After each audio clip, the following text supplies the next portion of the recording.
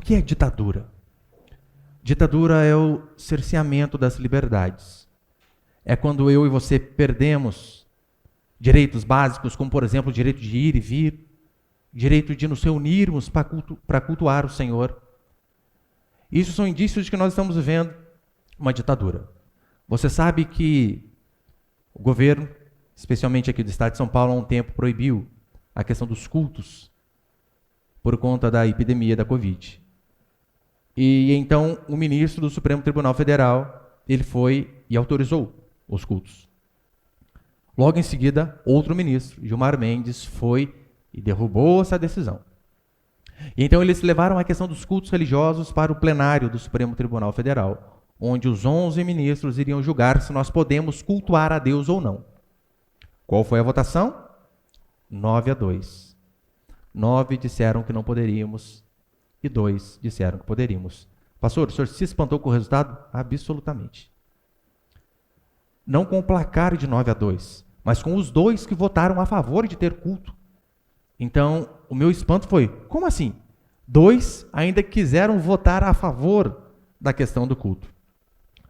Nós, no ano passado, há um pouco mais de um ano aí, quando a pandemia de fato começou, nós reunimos aqui o presbitério da nossa igreja, eu, tesoureiro, líder, e juntamente com o presbitério das nossas outras igrejas, e então nós fizemos o quê? Nós decidimos fechar a igreja por um período, por conta de estar no começo da pandemia, de não sabermos de nada, tanto é que tomamos essa decisão antes de algum decreto municipal ou estadual, por consenso. Nós então decidimos fazer isso, fechamos aqui. Você pode perguntar, pastor, por que vocês fecharam há um ano atrás? Covardia? Medo de multa? De forma alguma.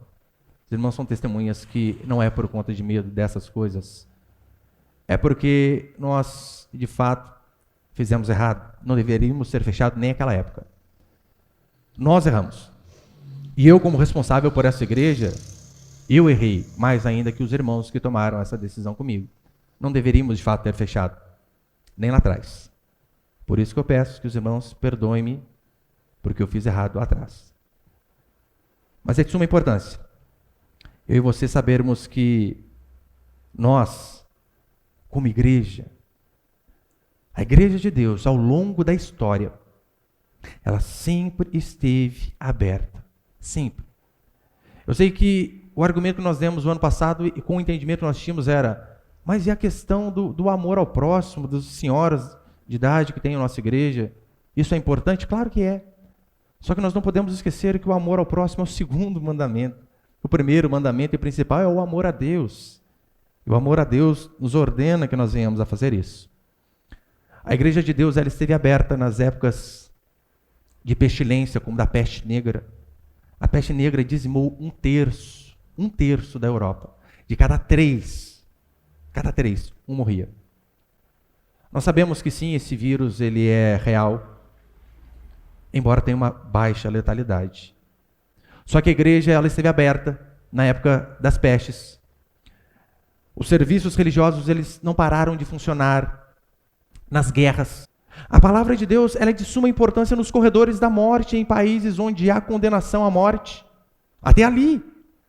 O evangelho ele tem que permanecer. Por que nós fecharíamos a igreja justamente agora?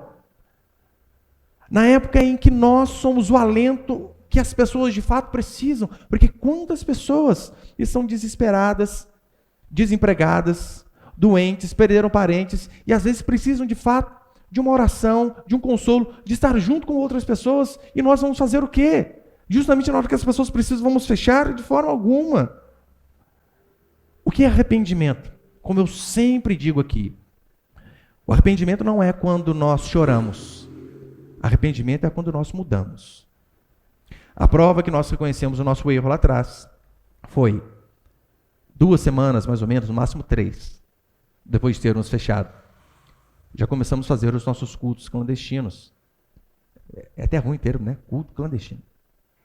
E eu falo isso aqui não para me vangloriar, mas simplesmente por conta da verdade. Começamos a fazer os cultos.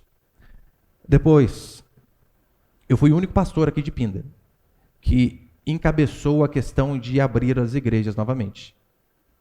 Liguei para vereador. Liguei para amigos. Fiquei 4 dias ligando para tudo que é pastor dessa cidade que você imagina. Quase todos. Dessas igrejas grandes, liguei para quase todos. Fiz um ofício, apresentei a nossa advogada e disse, olha, me ajude, né, se tem alguma coisa errada em relação à lei, porque eu não aceito a gente não poder cultuar ao Senhor como igreja. E a advogada aprovou. Então eu peguei esse ofício, liguei para dezenas e dezenas de pastores, dizendo, olha, eu posso colocar o seu nome aqui no ofício para que eu leve ao nosso prefeito, para que ele tenha a sensibilidade de abrir as igrejas novamente. No ofício ali, eu estava dizendo, em outras palavras, que, senhor prefeito, o senhor está cometendo um crime. O senhor está sendo inconstitucional a nos proibir de cultuar o Senhor. Deixe-nos cultuar a Deus. Foi isso que eu fiz. Dos pastores das grandes igrejas aqui dessa cidade, ninguém me apoiou. Não vou ser injusto. Apenas um. Pastor João Marcos, da Igreja Batista. Apenas ele. Os outros, todos, não quiseram. Muitos porque tem rabo preso com a prefeitura. E eu falo isso sem medo. Porque eu ouvi de quem trabalha lá. Esses pastores que estão preocupados mais com a política do que com a verdade. Esses pastores que, segundo quem trabalha lá dentro, disse para mim que vão lá apenas para pedir as coisas ao prefeito. Mostram o tamanho de suas igrejas, a quantidade de votos que eles podem converter para determinado candidato. E então, com base nisso, eles dizem assim, olha, então nós queremos te ajudar, né? Mas estamos precisando de saco de cimento, de terreno, de emprego para o meu conhecido, para o membro da minha igreja ou para o meu parente. E o rapaz de lá disse assim para mim, o senhor não foi o único, mas um dos únicos que veio aqui, falou com o prefeito, sentou aqui e não pediu nada, absolutamente nada. E por que eu estou falando isso? Porque eu quero que fique gravado para que se um dia eu assim o fizer, você me repreenda. Nós não precisamos dessas coisas. O que nós temos que pedir aos nossos vereadores, que são aqueles que devem fiscalizar o nosso executivo municipal, é apenas que eles cumpram a lei. Em que sentido? Deixe-nos cultuar. Apenas isso. Então, mesmo não tendo apoio de ninguém, fizemos isso. E no dia da manifestação, eu e mais 3 pastores apenas estávamos lá. Eu li o ofício na frente do prefeito, entregamos na mão dele. No outro dia, abrimos a igreja e nunca mais fechamos.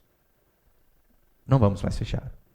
E ele não tinha nem deixado. Mesmo assim, a gente abriu. Do mesmo jeito que hoje. Nós não podemos ter esse culto que estamos tendo. Já acabaram de passar nos xingando ali. Temos denúncias, muitas, contra a nossa igreja. Mas não fecharemos. Continuaremos fazendo aquilo que nós cremos que é correto. Pastor, mas e se a fiscalização nos proibir de cultuar nesse local? E se chegar um fiscal aqui no horário de culto? O que pode acontecer? Claro que pode. O que faremos? Primeiramente, nós colocamos todas as leis ali no nosso quadro de aviso, principalmente a nossa lei áurea, a nossa carta magna que nos permite cultuar a Deus. Os artigos da Constituição estão todos ali, grifados em vermelho, mostrando o que nós estamos fazendo é correto diante dos homens. Se ainda assim, ele dizer, não, vocês não vão cultuar a Deus, eu mostrarei a eles a lei de abuso de autoridade, que também está ali. Este fiscal ele pode ser preso. Falarei a ele que nós, como igreja, processaremos o município e processaremos o seu CPF. Caso você ainda queira nos impedir de cultuar a Deus, você será processado por nós.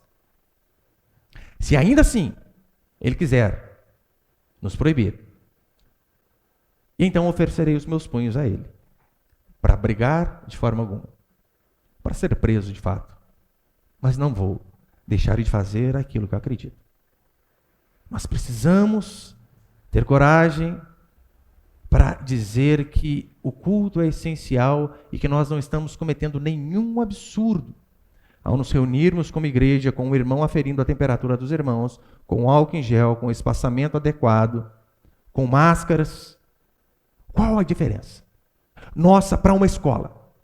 Essa semana, o nosso governador, o que ele fez?